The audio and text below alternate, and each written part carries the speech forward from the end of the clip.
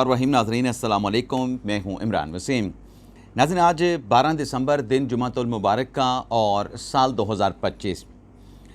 नाज़रीन, इस प्रोग्राम में जो ख़बरें आपके साथ हम शेयर करने जा रहे हैं उसमें एक ख़बर तो वफाकी आइनी अदालत से मुतल्लिक़ एक बड़ी ख़बर है। उस ख़बर की डिटेल आपके साथ हम शेयर करेंगे। दूसरी ख़बर पाकिस्तान तहरीक इंसाफ से जुड़ी है और ख़बर नाज़रीन ये है कि सब कुछ लुटा कर कप्तान पार्टी को होश आ गया। बल्कि ये कहना ज़्यादा मुनासिब होगा कि तहरीक इंसाफ के होश ठिकाने आ गए। अब तहरीक इंसाफ ने गंवाया क्या है, गंवाने के बाद तहरीक इंसाफ को पता क्या चला है, एहसास क्या हुआ है, इस खबर की डिटेल भी प्रोग्राम में आपके साथ हम शेयर करेंगे। लेकिन व्लॉग का आगाज़ हम करेंगे कल जो ईमान मिज़ारी और अली हादी चट्ठा के केस में जो नॉर्वे के सफ़ीर ना सिर्फ सुप्रीम कोर्ट पहुँचे बल्कि इस अदालती कार्रवाई का उन्होंने मुशाहिदा भी किया। तो नॉर्वे के सफ़ीर जो सुप्रीम कोर्ट में आए वो कैसे यूथिया निकला, इस खबर से अपने व्लॉग का आगाज़ करेंगे।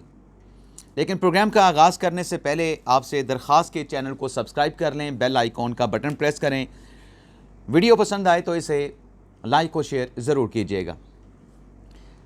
नाज़रीन, कल जब सुप्रीम कोर्ट में ईमान मिज़ारी और अली हादी चट्ठा केस की समाअत हुई, अदालती कार्रवाई को भी मैंने अपने ब्लॉग में रिपोर्ट किया और साथ में नॉर्वे के सफ़ीर ने जो प्रोसीडिंग को विटनेस किया, मुशाहिदा किया, उसका मैंने इससे मुतल्लिक़ कुछ सवालात उठाए थे।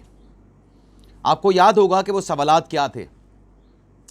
सवाल ये था कि नॉर्वे के सफ़ीर सिर्फ इसी केस को मॉनिटर करने के लिए सुप्रीम कोर्ट क्यों पहुंचे? क्या ये नॉर्मल डिप्लोमेटिक प्रैक्टिस है कि किसी मुल्क का सफ़ीर वो इस तरीके से अदालती कार्रवाई में जाके एक पर्टिकुलर, एक ख़ास केस जिसमें मुल्ज़मान पर रियासत के ख़िलाफ़ स्टेटमेंट देने का इल्ज़ाम है, क्या किसी मुल्क का सफ़ीर उस केस में जाके मुशाहिदे के लिए बैठ सकता है? और फिर क्या ये नॉर्मल डिप्लोमेटिक नॉर्म्स हैं? और फिर क्या वो पर्सनल कैपेसिटी में आए थे? ये मैंने सवाल भी उठाया। दूसरा सवाल ये था कि क्या वो ऑफिशियल कैपेसिटी में आए थे? अगर ऑफिशियल कैपेसिटी में आए थे तो क्या अपने मुल्क, अपनी हुकूमत नॉर्वे को रिपोर्ट करेंगे? और भी कुछ सवालात उठाए थे। अब नाज़रीन, उन सवालात को उठाने का मकसद क्या था? मकसद यही था कि सफारतकारी के जो असूल हैं, जो प्रोटोकॉल हैं, उसकी खिलाफ वर्जी हो रही थी। तो वही हुआ जो सवालात हमने उठाए हुकूमत की तरफ से, वज़ारत ख़ारजा की तरफ से, दफ्तर ख़ारजा की तरफ से, इस पर सख्त एक्शन लिया गया। नॉर्वे के सफ़ीर को बुलाया गया, दफ्तर ख़ारजा बुला के सख्त एहतजाज किया गया, डिमार्च किया गया और नॉर्वे के सफ़ीर को मुतनब्बे किया गया कि मेज़बान मुल्क यानी पाकिस्तान के जो कवानीन हैं उनका आपको एहतराम करना पड़ेगा और जो आज आपने किया है सुप्रीम कोर्ट में जाके, ये वियना कन्वेंशन की खिलाफ वर्जी है। और वाज़े तौर पे एक पैगाम नॉर्वे की गवर्नमेंट को और नॉर्वे के सफ़ीर को दिया गया कि ये सफारती प्रोटोकॉल और जो सफारती प्रिंसिपल्स हैं उनकी खिलाफ वर्जी है और ऐसी खिलाफ वर्जी अब मुस्तकबिल में बर्दाश्त नहीं की जाएगी। अब ये हुकूमत का दुरुस्त फ़ैसला है कि नॉर्वे के सफ़ीर को बुला के डिमार्च किया गया और उन्हें एक सख्त पैगाम दिया गया। अब मैंने क्यों कहा कि नॉर्वे का सफ़ीर भी यूथिया निकला? मैंने अक्सर अपने ब्लॉग में बात की है कि जब आपकी अकल घुटनों में हो, दिमाग में नहीं घुटने में हो, तो हमारे एक दोस्त हैं, ब्लॉग वो करते हैं, अभी मुझे नाम जहन में आया और साथ में ही भूल गया। वो ये कहते हैं कि इनकी जो अकल है वो गिट्टों में होती है, बग़ैर सोचे समझे ये आगे चल पड़ते हैं और फिर बाद में इनको भुगतना पड़ जाता है। तो नॉर्वे के सफ़ीर को भी सुप्रीम कोर्ट आने से पहले ये सारी चीज़ें, ये जो सफारती प्रोटोकॉल होते हैं, डिप्लोमेटिक जो नॉर्म्स होती हैं, उनको देखना चाहिए था। अब नॉर्वे के सफ़ीर को किसने मरवाया, कौन उसको यहाँ पे लेके आया? ये भी कोई ढकी छुपी बात नहीं, वीडियो सोशल मीडिया पे पड़ी हैं। तो मुझे लगता है कि दिमाग का इस्तेमाल नॉर्वे के सफ़ीर ने भी किया। अक्लो पैदल थे वो भी, अक्ल से पैदल थे वो भी। अब तहरीक इंसाफ की कहानी भी सुन लें। पाकिस्तान तहरीक इंसाफ को सब कुछ लुटाने के बाद अपनी गलती का एहसास हो गया है। एक देखने वाले दोस्त ने कहा कि इमरान भाई आप तो फ़लसफ़ी हो गए, एक बात को 2 मरतबा दोहराते हैं तो समझने के लिए करनी पड़ जाती है।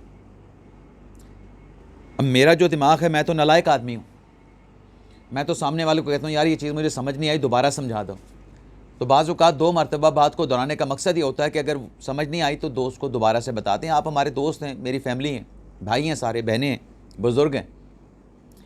अब तहरीक इंसाफ जो इलेक्शन सिंबल जो नहीं मिल सका, तहरीक इंसाफ के इंटर पार्टी इलेक्शन दुरुस्त ना होने की वजह से सारा मलबा किस पे गिराया गया? सुप्रीम कोर्ट पे गिरा दिया। फिर मखसूस नशिस्तों का मलबा भी सुप्रीम कोर्ट की आइनी बेंच पे गिरा दिया, अमीनुद्दीन खान साहब पे गिरा दिया। हालांकि फैसले तहरीक इंसाफ के अपने गलत थे। गलती तहरीक इंसाफ ने खुद की फैसले करते हुए। यानी अगर इंटर पार्टी इलेक्शन 2021 में आपने करवाना था, अपना 20 में 19 में करवाना था तो करवा लेते। 5 साल किसने गुजारे? तहरीक इंसाफ ने गुजार दिए ना। इंटर पार्टी इलेक्शन नहीं करवाए, इलेक्शन कमीशन से मोहलत लेते रहे। और ये वो पार्टी थी जो इंटर पार्टी इलेक्शन को सबसे ज़्यादा सपोर्ट करती थी और ख़ुद ही इंटर पार्टी इलेक्शन नहीं करवा रहे थे। और मखसूस नशिस्तों के मामले पर आपके सामने है, कोई ढकी चुपी बात नहीं। अगर चलें, आपके कैंडिडेट्स को आज़ाद डिक्लेयर भी कर दिया गया था, आपने जो सीटें जीती, आप उस पार्टी का इंतखाब करते जिसने इलेक्शन कमीशन में लिस्ट जमा करवाई होती, मखसूस नशिस्तों की फहरिस्त दी होती। आपने एक ऐसी पार्टी का इंतखाब किया जिसने इलेक्शन लड़ा ही नहीं। जब इलेक्शन नहीं लड़ा तो उनसे जब इलेक्शन कमीशन ने पूछा कि आप अपने रिज़र्व सीटों की मखसूस नशिस्तों ख़वातीन की लिस्ट दे दें, उन्होंने देने से इनकार कर दिया कि हम तो इलेक्शन नहीं लड़ रहे। अब जमात इस्लामी के साथ इनके मामला तय पा गए थे, लेकिन जमात इस्लामी में तहरीक इंसाफ की हमायत से जीतने वाले आज़ाद अरकान को क्यों नहीं शामिल करवाया गया? जो बातें सुनने को मिलती हैं, जो सुनी सुनाई बातें हैं, तहरीक इंसाफ से जमात इस्लामी ने 1-2 सीटें ज़्यादा मांग ली थी। वो जी हम क्यों 1-2 सीटें ज़्यादा दे दें, हमारा राइट है। अब वो 1-2 सीटें बचाने के उस चक्कर में सारी मखसूस नशिस्तें गवा बैठे। सुन्नी इत्तेहाद कौंसिल तहरीक इंसाफ के वकला ने सुप्रीम कोर्ट में खुद ये बयान दिया। जो लोग ये कहते हैं ना कि अगर ये सुन्नी इत्तेहाद कौंसिल और तहरीक इंसाफ को नहीं मिल सकती थी तो दीगर सियासी जमातों को कैसे बांट दिया गया, ये भी तहरीक इंसाफ और सुन्नी इत्तेहाद कौंसिल की लीगल टीम से पूछें, जिसने सुप्रीम कोर्ट के सामने ये स्टेटमेंट दिया था कि पार्लियामेंट को अधूरा, पार्लियामेंट को नामुकम्मल नहीं रखा जा सकता, पार्लियामेंट को आपने मुकम्मल करना ही करना है। तो फिर मुकम्मल करने के लिए जब ये डिस्क्वालीफाई कर गए सुन्नी इत्तेहाद कौंसिल तहरीक इंसाफ, तो सीटें किसको मिलनी थी? बाकी जमातों को मिलनी थी ना, और वो मिल गई।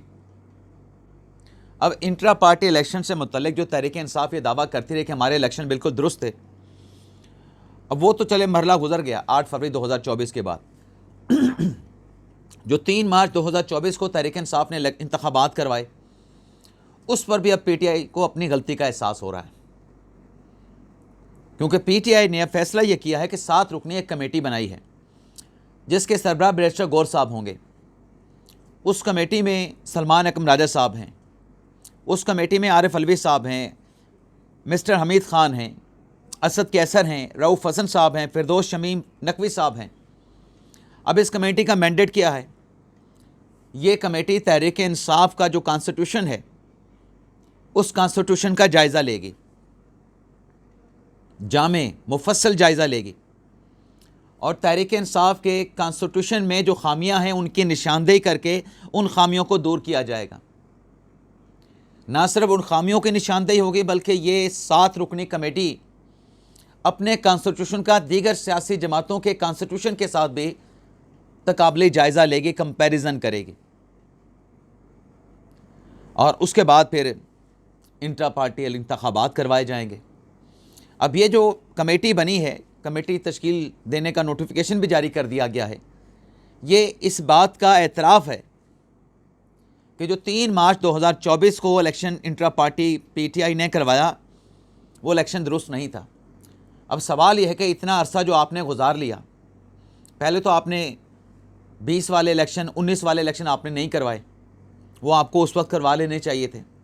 और फिर जो आपने मार्च 2024 में करवाया उसके ऊपर भी इलेक्शन कमीशन के बहुत सारे सवालात, एतराज़ात थे। अब आप जाके कितने साल गुजरे, आप अपने पार्टी के कॉन्स्टिट्यूशन का जायज़ा लेने जा रहे हैं। क्या ये काम बहुत अरसा पहले नहीं कर लेना चाहिए था? अब जो कमेटी बनी है उस कमेटी को 10 दिन का मैंडेट दिया गया है कि 10 दिन से ज़्यादा आप ना लें। 10 दिन के अंदर इस मामले को आप डिसाइड करके रिपोर्ट पेश करें। ये सलमान अकमराजा साहब ने नोटिफिकेशन जारी किया है, सरबराह उसके बैरिस्टर गौर साहब हैं। अब इस पे जो अकबर एस बाबर साहब हैं उन्होंने ये बयान दिया है, जो कि तहरीक इंसाफ के बानी रहनुमाओं में शामिल हैं। अकबर एस बाबर ने कहा कि ये जो पीटीआई कमेटी बना के अपने कॉन्स्टिट्यूशन का जायज़ा लेने जा रही है, ये तो इस बात को तहरीक इंसाफ ने तस्लीम कर लिया है कि मार्च 2024 का जो इलेक्शन था जो कि तहरीक इंसाफ ने करवाया, जिसका अभी तक इलेक्शन कमीशन ने सर्टिफिकेट जारी नहीं किया, वो इलेक्शन दुरुस्त नहीं था। ये तहरीक इंसाफ ने एतराफ़ कर लिया है, तस्लीम कर लिया है अपनी गलती को। यही कुछ माजी में होता रहा और उन फैसलों के नताइज तहरीक इंसाफ को भुगतना पड़े। अब नाज़रीन आ जाते हैं आईनी अदालत से जुड़ी जो ख़बर है, जो ख़त की कहानी है। उस ख़त की कहानी पे आने से पहले एक और ख़त की बात भी मंजर आम पे आई है, और वो ख़त नाज़रीन लिखा है तहरीक इंसाफ के कोई 9 रहनुमाओं ने, जिसमें सफ़े अव्वल में शामिल हैं तैमूर सलीम झगड़ा साहब। तैमूर सलीम झगड़ा साहब ने अपने सूबे के वज़ीर-ए-आला को लेटर लिखा है कि इलेक्शन में जो धांधली हुई है, 8 फरवरी 2024 के इलेक्शन में जो धांधली हुई है, उसकी आप सूबाई हुकूमत के जो रूल्स ऑफ बिज़नेस हैं उसके सेक्शन 237 के मुताबिक आप इंक्वायरी करवा सकते हैं।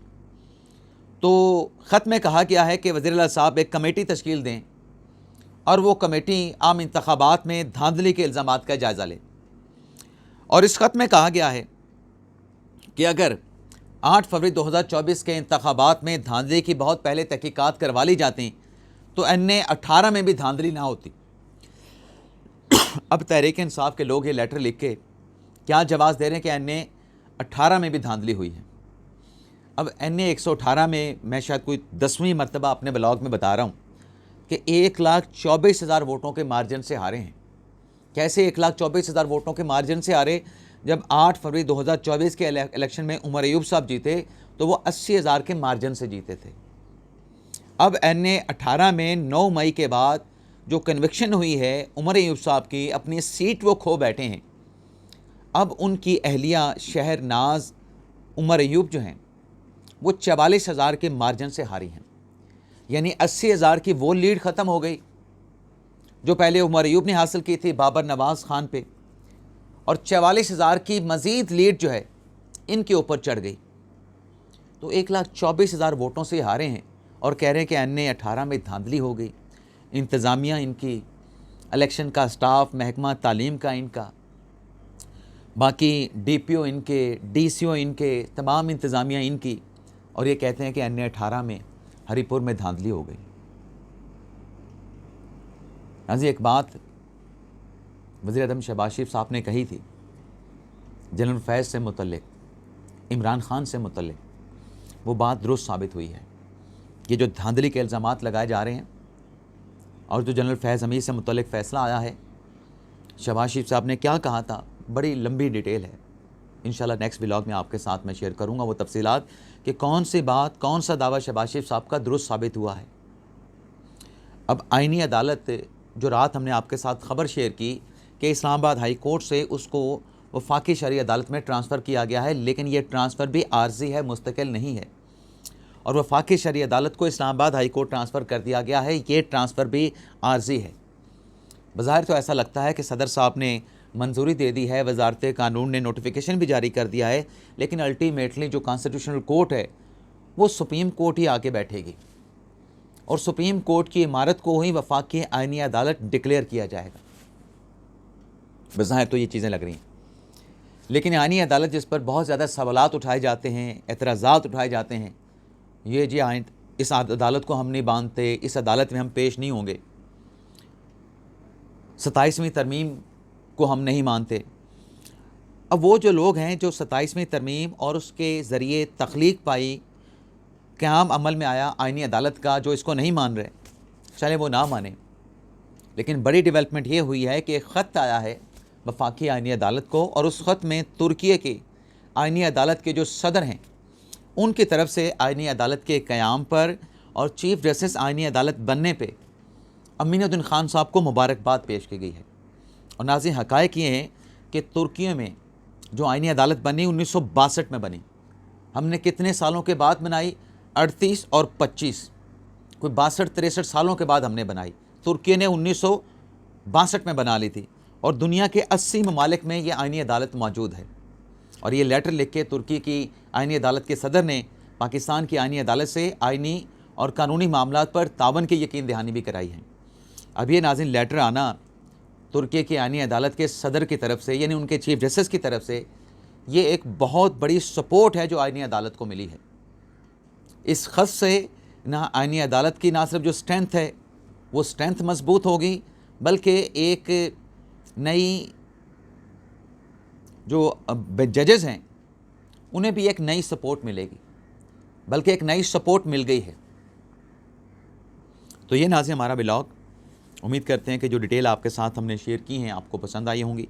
आपसे इजाज़त चाहते हैं। अल्लाह ताला हम सब का हामी नासिर और अपनी ढेर सारी दुआओं में याद रखिएगा। पाकिस्तान जिंदाबाद।